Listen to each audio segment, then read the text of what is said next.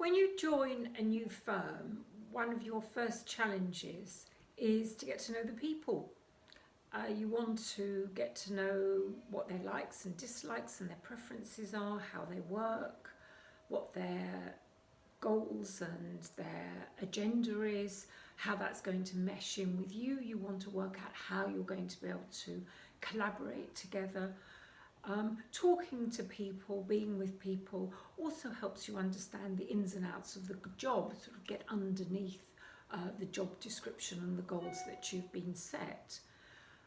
When you're joining a firm during a compulsory lockdown, these opportunities for talking to people in this way, getting to know people in this way, become much more difficult. It's so much harder online to build rapport. You can't see somebody's body language in the same way that you can when you're sitting across the room or across the desk with them. So how can you, the manager, ease the way into the organisation for your new hire at this time? Well, firstly, you, the manager, do need to dedicate some quality time to the person from the moment that they are starting. You're the main reason that they've joined the organisation, or one of them, and you need to therefore be spending time discussing the ins and outs of the job with them. You need to spend extra time getting to know them and helping them understand how they can navigate around the organisation.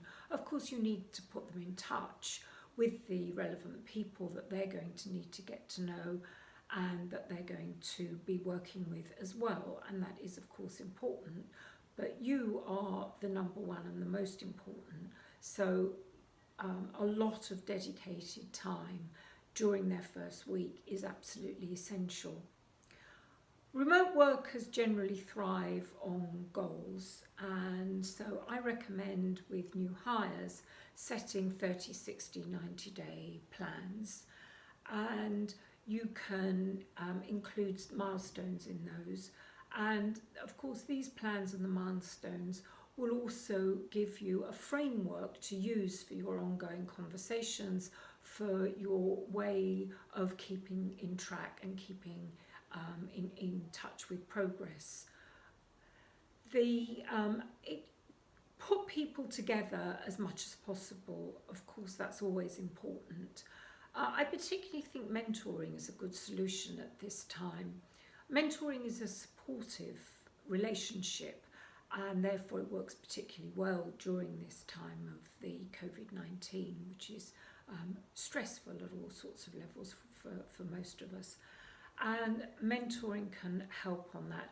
Always make mentoring a formal relationship. There's often a tendency to make mentoring, just leave it to the people.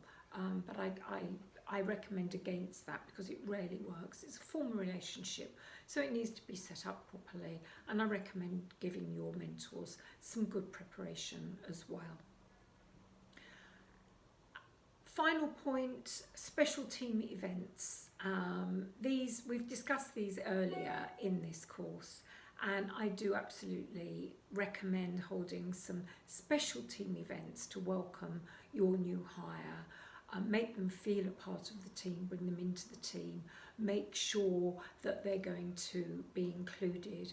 And I think that during this time of lockdown, you'll probably need to check in quite regularly with people just to make sure that they are remembering to include your new hire. So these are the main tips from me, and they go together, of course, with the usual IT processes and the HR processes that you need to put in place for your new hires as well.